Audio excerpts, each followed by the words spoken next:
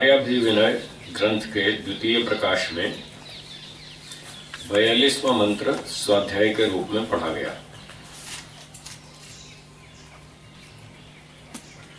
आज के मंत्र में बताया है, यो नः पिता जनिता। यह जो ईश्वर, न हमारा, पिता पालन करने वाला, जो ईश्वर हमारा सबका पालन करने वाला है, सबकी रक्षा करता है, सबको सुख देता है,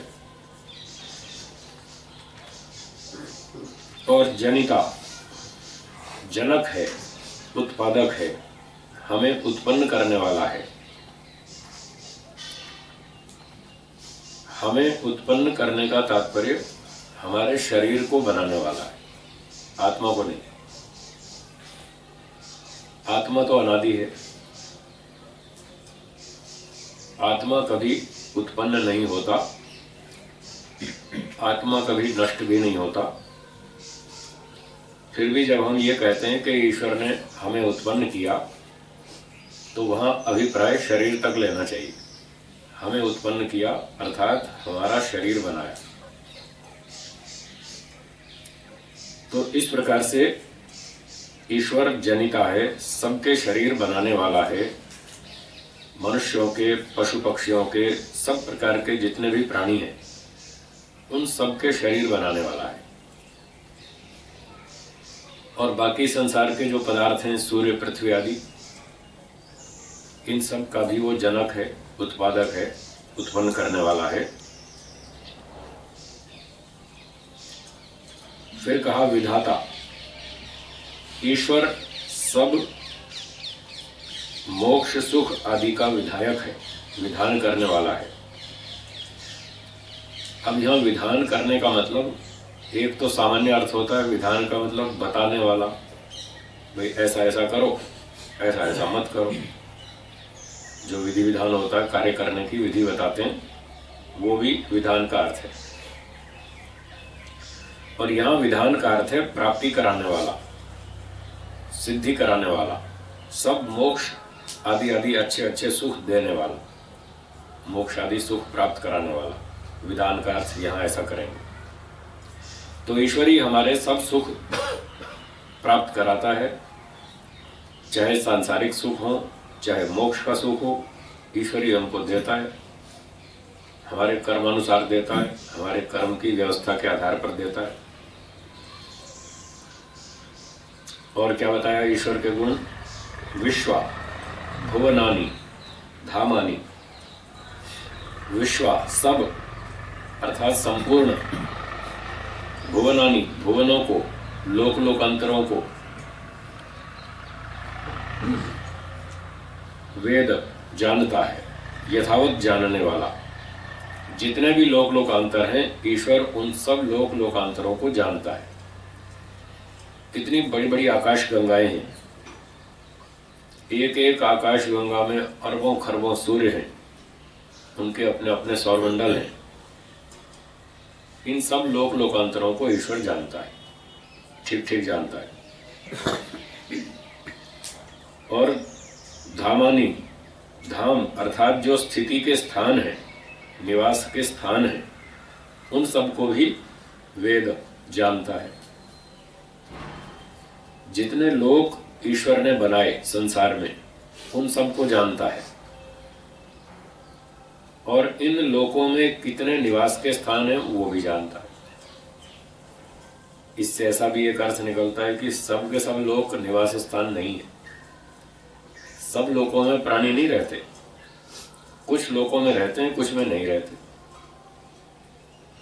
जैसे पृथ्वी पर रहते हैं, और मंगल पर तो नहीं मिले, चंद्रमा पे भी नहीं मिले, और बुध शुक्र आदि पे भी नहीं मिले, बृहस्पति पर भी नहीं मिले, और बहुत सारे जो हमारे सौरमंडल के ग्रह हैं, अन्य ग्रहों पर मनुष्य आदि प्राणी जीवन नहीं मिला। और सूर्य भी बहुत गर्म है, वहाँ भी रहना कठिन है। वहां भी नहीं रहते, इस पृथ्वी पर रहते हैं।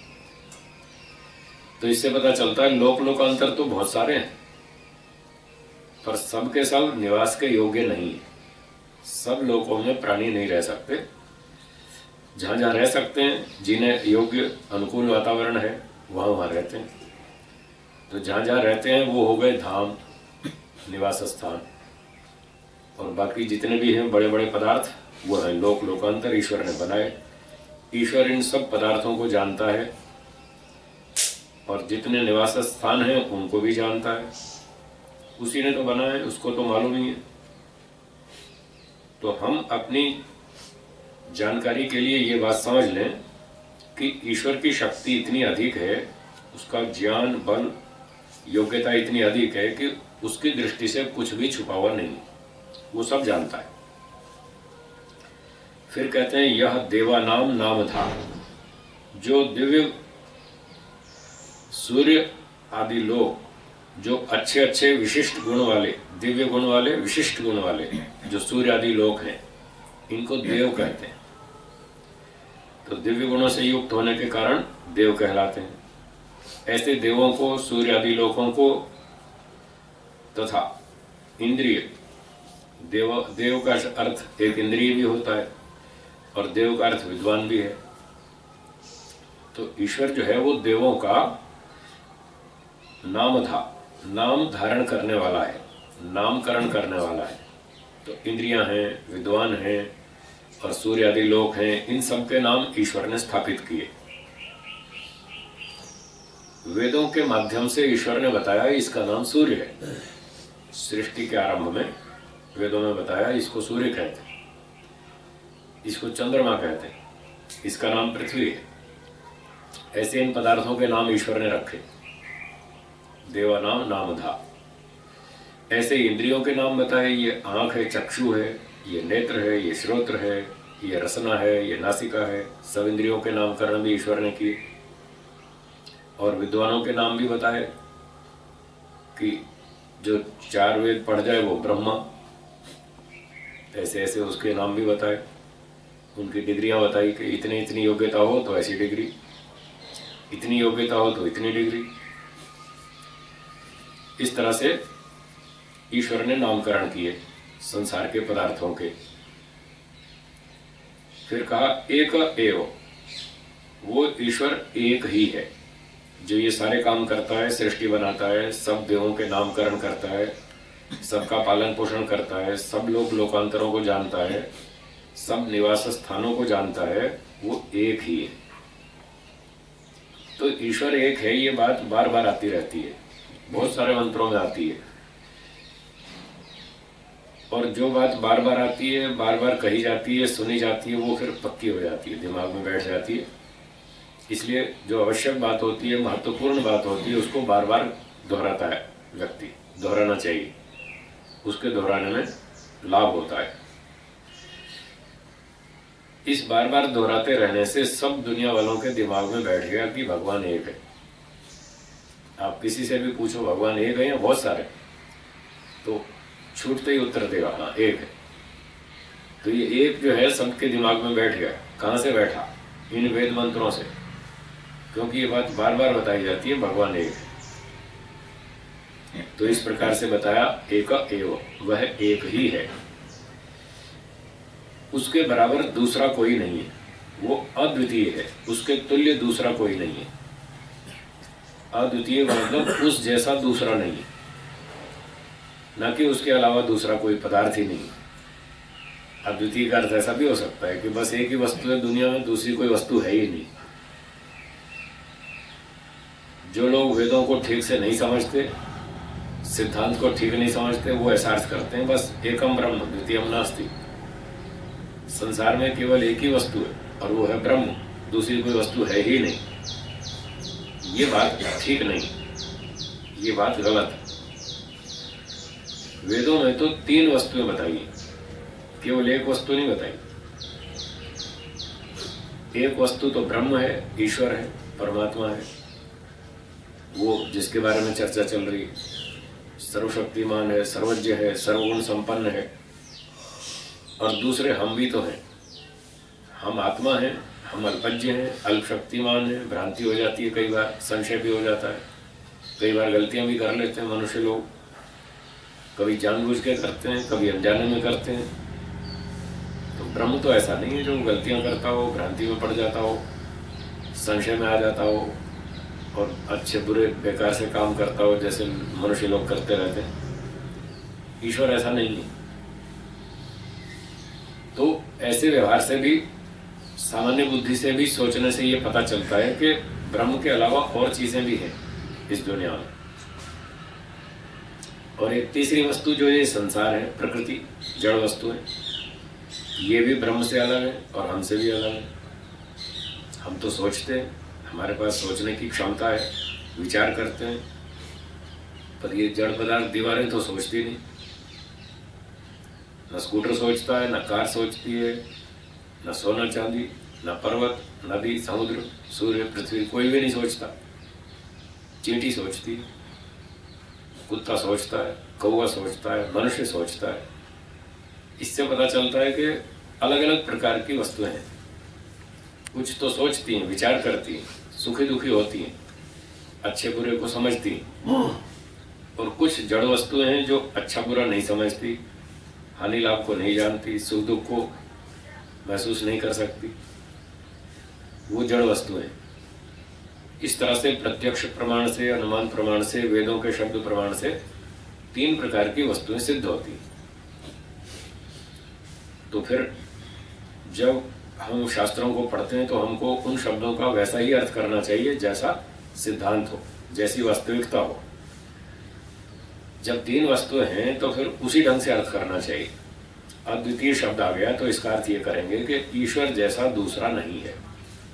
ईश्वर से कम योग्यता वाले, कम गुणों वाले अन्य पदार्थ हैं, उतनी योग्यता वाला उसके समान दूसरा नहीं, ऐसा अर्थ करेंगे अद्वितीय का। तो कहते हैं वही स्वामी और क्या है, पिता आदि हम लोगों का है, इसमें शंका नहीं करनी, इसमें शंका नहीं रखनी। वही हमारा पिता है, वही हमारा स्वामी है, मालिक है, राजा है, रक्षक है, संचालक है, सब कुछ वही है, ऐसा मान के चलना चाहिए, इसमें शंका नहीं रखनी चाहिए। उसी परमात्मा के तम संप्रश्नम, उसी परमात्मा के संबंध में प्रश्नोत्तर करना चाहिए। ईश्वर के संबंध में प्रश्नोत्तर करना चाहिए, ईश्वर को जानने के लिए प्रयत्न करना चाहिए। सबसे मुख्य वस्तु तो ईश्वर ही। महर्षि दयानंद सरस्वती जी ने ऋग्वेद आदि भाष्य भूमिका में एक स्थान पर लिखा है कि चारों वेदों का मुख्य तात्पर्य ईश्वर का ज्ञान कराने में है।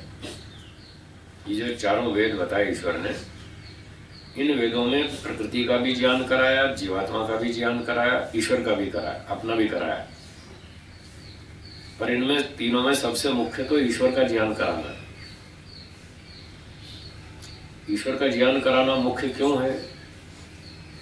इसलिए है कि हम सब दुखों से छूटना चाहते हैं, हाँ या ना?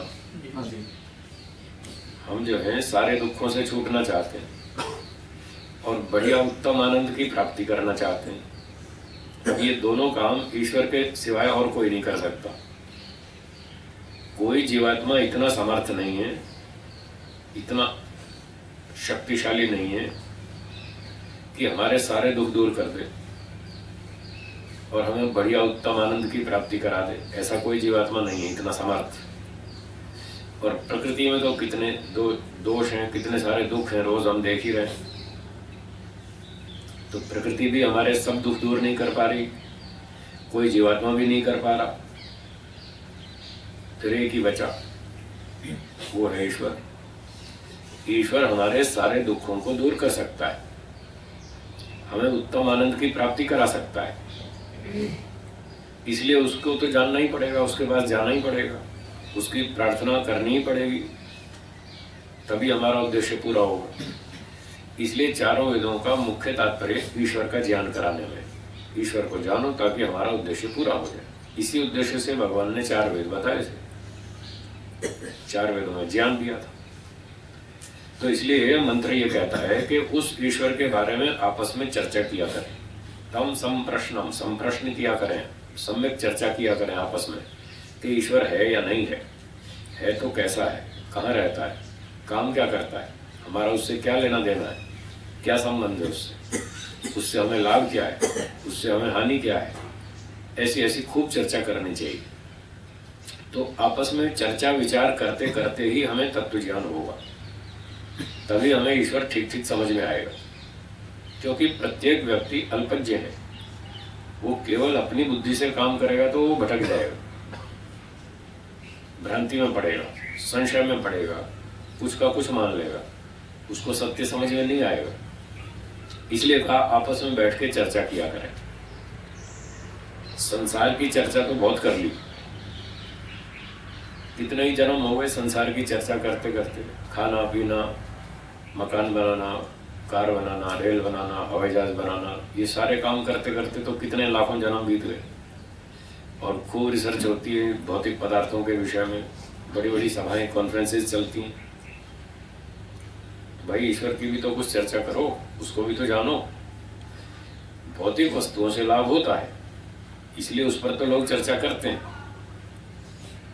ईश्वर से भी तो लाभ होता है, उसके बारे में क्यों नहीं करते? ईश्वर से बहुत अधिक लाभ होता है। जिस वस्तु से बहुत अधिक लाभ होता है उसके समझने के लिए तो हमको बहुत अधिक शक्ति लगानी चाहिए, बहुत अधिक समय लगाना चाहिए, बहुत अधिक धन खर्च करना चाहिए। और कॉमर्स पढ़ने के लिए, सीए करने के लिए लोग कितने पैसे खर्च करते हैं, डॉक्टर बनने के लिए कितने पैसे खर्च करते हैं। तो ईश्वर को जानने के लिए भी तो खर्च करना चाहिए ना, तभी तो आगे प्रगति होगी ठीक तरह से। इसलिए ईश्वर को जानने के लिए चर्चा करें, समय लगाएं, बुद्धि लगाएं, मेहनत करें, पैसा भी खर्च करें, तो फिर ईश्वर समझ में आएगा और हमारा उद्देश्य पूरा हो जाएगा। इसलिए बैठकर ईश्वर के बारे में खूब चर्चा करनी चाहिए, आपस में विचार विमर्श करना चाहिए। जो व्यक्ति अधिक जानता हो वो दूसरे को पढ़ाए, सिखाए जो कम जानता है। ऐसे आपस में पठन पाठन करना चाहिए।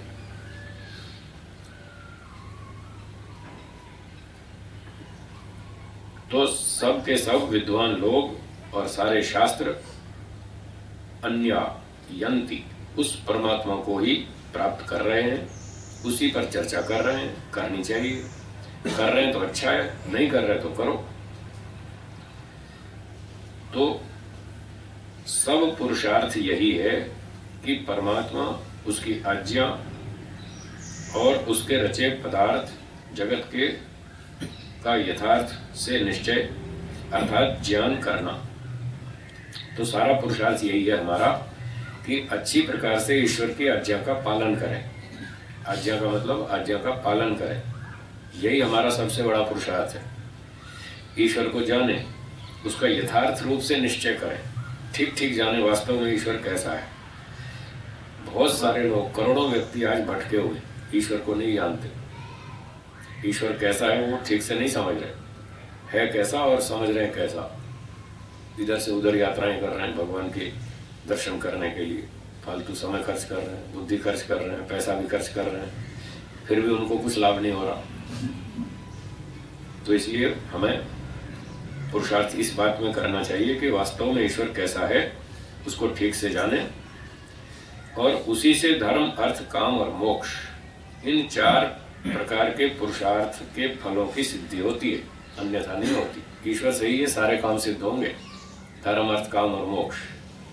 यदि ईश्वर समझ में नहीं आया तो धर्म, अर्थ, काम, मोक्ष सिद्ध नहीं होगा। कोई 2-4 कक्षा पढ़ लेगा, कुछ 4 पैसे कमा लेगा, खा पी के जीवन पार कर लेगा, इसका नाम तो धर्म, अर्थ, काम, मोक्ष नहीं। पैसा कमा लेना मात्र अर्थ नहीं है, वो तो अनर्थ भी हो सकता है। अगर आपने अधर्म से धन कमाया तो वो अनर्थ है, अर्थ नहीं है। अर्थ तो वो है जो धर्म से कमाया, और धर्म क्या है? ईश्वर आज्ञा पालन करना, ये धर्म है। तो ईश्वर आज्ञा पालन करो, तभी तो करेंगे जब ईश्वर समझ में आएगा। ईश्वर की आज्ञा क्या है वो समझ में आएगी, तभी तो पालन होगा। इसलिए ईश्वर को जानना पड़ेगा, उसी से हम धर्म का पालन कर पाएंगे, और धर्म का पालन करेंगे तो उससे हमको अर्थ की प्राप्ति होगी। जिससे अर्थ की प्राप्ति होगी तो उससे हम अपनी आवश्यकताओं की पूर्ति कर लेंगे। ये काम शब्द का अर्थ है। धर्म अर्थ काम, काम का मतलब जो हमारी आवश्यकताएं हैं उस धन से उन आवश्यकताओं की पूर्ति करना। भोजन चाहिए, वस्त्र चाहिए, मकान चाहिए, कोई यान चाहिए, साधन यात्रा के लिए चाहिए, आदि आदि। ये सारा कामनाओं की पूर्ति, आवश्यकताओं की पूर्ति, वो काम कहलाता है। एक आदमी ने खूब पैसे कमाए और शराब पीने लगा, ये कोई काम नहीं है। ये तो शराब पीना कोई आवश्यकता थोड़ी हमारी, रोटी खाना आवश्यकता है, रोटी खाओ वो काम है, शराब पीना तो अकाम है। जैसे धर्म का विरुद्ध है अधर्म, अर्थ का विरुद्ध है अनर्थ, ऐसे ही काम का विरुद्ध है अकाम, जो हमारी आवश्यकताओं से फालतू की चीजें हैं, बेकार की चीजें हैं, जो आगे मोक्ष प्राप्ति में बाधक है, हानिकारक है, स्वास्थ्य नाशक है, बुद्धि नाशक है। ऐसी वस्तुओं की पूर्ति करना, ऐसी इच्छाओं की पूर्ति करना, वो तो अकाम है। तो जो व्यक्ति धर्म का पालन करेगा उसको अर्थ की प्राप्ति होगी, अर्थ प्राप्ति करके वो काम की सिद्धि करेगा, आवश्यकताओं की पूर्ति करेगा। इतना अगर वो ठीक ठीक कर लेगा तो फिर आगे मोक्ष भी हो जाएगा। और यदि धर्म के स्थान पर अधर्म आचरण किया तो अनर्थ हो जाएगा, अनर्थ की प्राप्ति होगी। पैसा तो मिल जाएगा, वो अनर्थ होगा, वो अनर्थ अकाम की ओर ले जाएगा, काम की ओर नहीं ले जाएगा। और जो अधर्म करेगा, अनर्थ का पालन करेगा, अकाम की पूर्ति करेगा तो उसका बंधन होगा, मोक्ष नहीं होगा।